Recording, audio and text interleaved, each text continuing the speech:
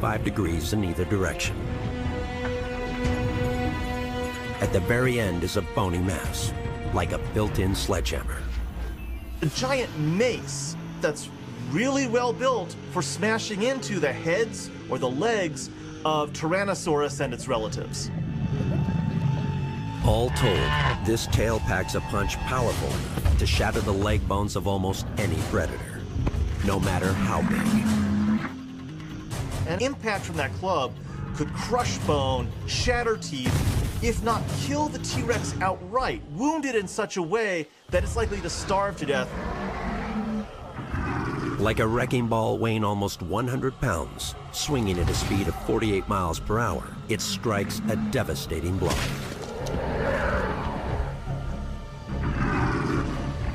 The tip is designed not to split on impact. It absorbs the stress of all that firepower. The hammer gives because it's not solid bone. Instead, it's honeycombed with soft tissue, marrow, blood, and fat. Ankylosaurus combines steel-like protective plates with a powerful offensive weapon. The result, a creature with few rivals over more than 100 million years of evolution. Ankylosaurus represents the end of the history of the armored dinosaurs, the ultimate in dinosaurian tanks.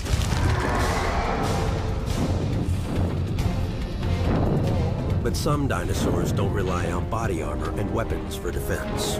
They have an entirely different strategy. Grow bigger. Much, much bigger. Montana. It's not called the Wild West for nothing. Hungry predators are everywhere.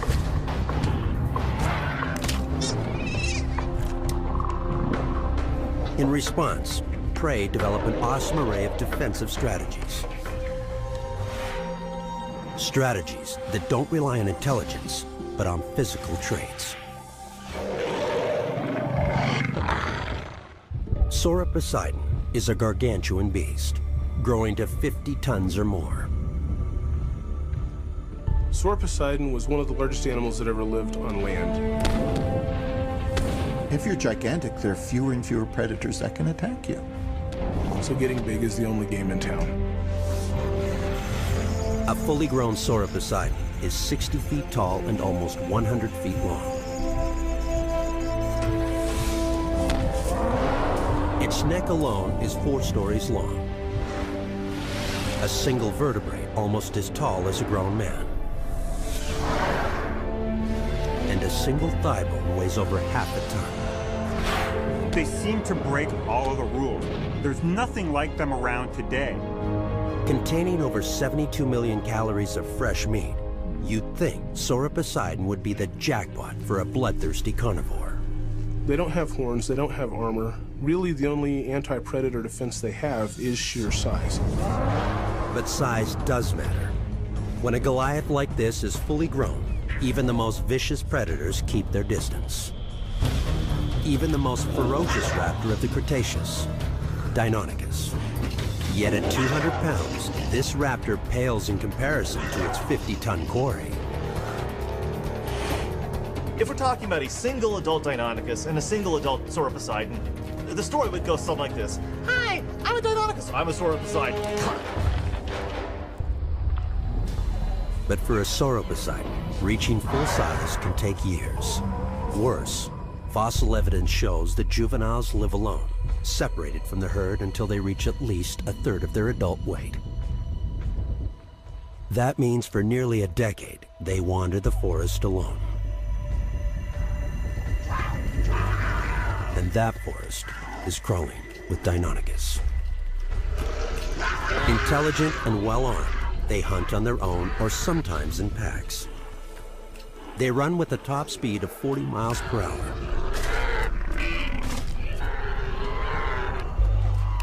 And using a powerful slashing claw like a switchblade, these raptors can take on a youngster. Even a youngster weighing as much as 10,000 pounds. And 5 tons of raw meat is quite a meal. For a young Sauroposeidon, there's just one solution. Get big fast. And that's going to take a lot of fuel. The number one concern in life would be feeding the beast. The land is covered in vast forests of ferns, pines, and monkey puzzle, an ancient conifer. Many of these plants have almost no nutritional value. The hardest job in the animal world, the dinosaur world, was not T-Rex's job. Digesting meat is a piece of cake. It's very, very simple. Digesting plant fiber is the hardest job in the world. To gain enough nutrients to grow indestructibly large, Sauroposeidon has to chow down huge amounts of vegetation.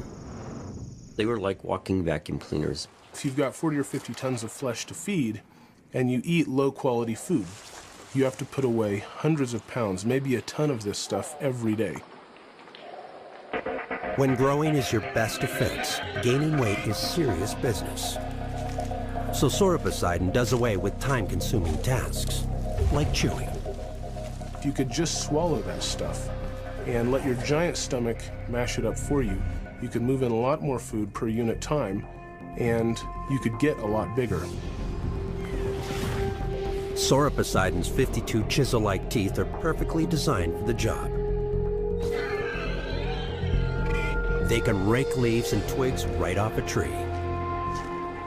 They've got these big teeth that are just cropping devices. They just bite down on a branch and either take the whole branch or strip the leaves and needles off and then swallow it down. To be able to digest this huge volume of food and grow big enough to avoid attack requires a stomach as large as a ton. That's as big as a swimming pool, and it's filled with acid so concentrated it can dissolve iron. I mean, it had to be able to hold maybe a ton or more of plant material at a time, and we're talking about something huge. Surprisingly, it isn't something huge which allows these giant herbivores to grow big enough to be all but invincible. In fact, it's something incredibly small. Something meat-eaters lack. Below Sauroposeidon's stomach are two gigantic organs called ceca, similar to our appendix. Humans stopped using an appendix millions of years ago when we started eating meat. A Sauroposeidon would die without one. The ceca are home to millions of microscopic organisms. They break down the tough fibrous walls of plant cells. It has this whole little world inside of microbes that's helping it digest its food. That's end-in, little tendrils that help break open those cell walls, help liberate those nutrients, and that's what helps the animal survive. And the result of this incredible feat of engineering? One final trick that keeps predators at bay. Sauropods are probably burping and farting almost continuously, because that's what big plant eaters do. And they would have been noisy, smelly, unpleasant animals to be around. Despite all these adaptations, all of this specialized biology that has allowed Sauroposeidon to grow to mammoth proportions, there is one part of its body that simply hasn't kept up. Its brain. Animals like Sauroposeidon are really the poster child for the dumb dinosaur. Sauroposeidon has a brain less than 1,000th of its body size, the equivalent of a human being with a brain the size of a pea. Lobes for both sight and smell are tiny. Areas controlling information analysis, learning, and complex thought are barely developed. If you look at the size of their brain, you actually have to kind of wonder how these animals managed. But they did manage. Physical size makes up for every other shortcoming. Surviving for 15 million years, these mammoth creatures spread out across the globe, onto every continent except Antarctica. But there's another dinosaur that doesn't rely on size. It uses an even more unusual trick to keep off the menu. The most sophisticated communication system ever developed in the prehistoric world.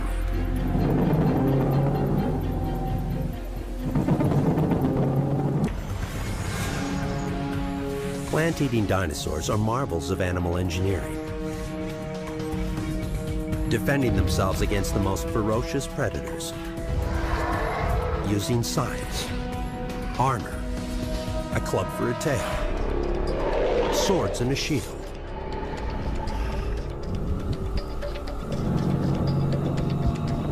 Yet there's one vegetarian that lacks any obvious weaponry. A Parasaurolophus is a duckbill,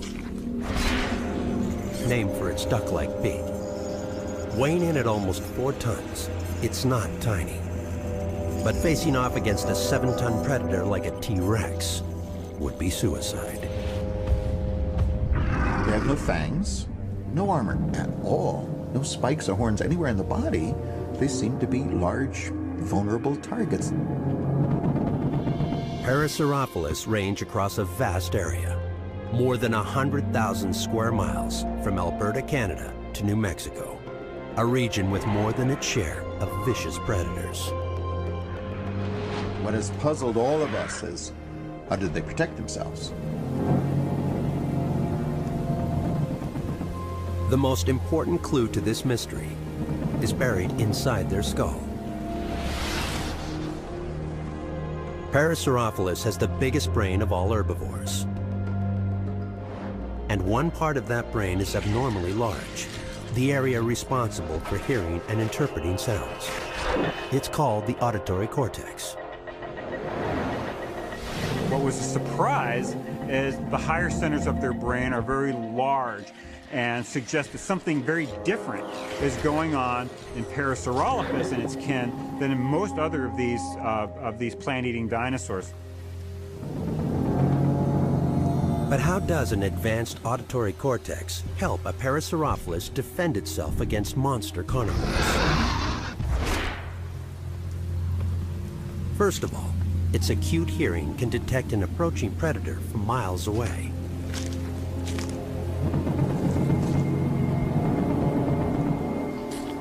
Then, most importantly, it can react, deploying an unusual weapon. A distinctive sound that originates deep inside a strangely shaped head crest. The crest contains the animal's nasal cavity, a tube that loops around twice, creating a chamber 8 feet long. Calls, vibrations originating in the voice box, travel along these tubes. Like the chambers of a trombone, those tubes amplify and lower that sound. The result, an extremely low-frequency hum, even deeper than a foghorn. Each species has its own distinct shape. Each species would have its own distinct sound.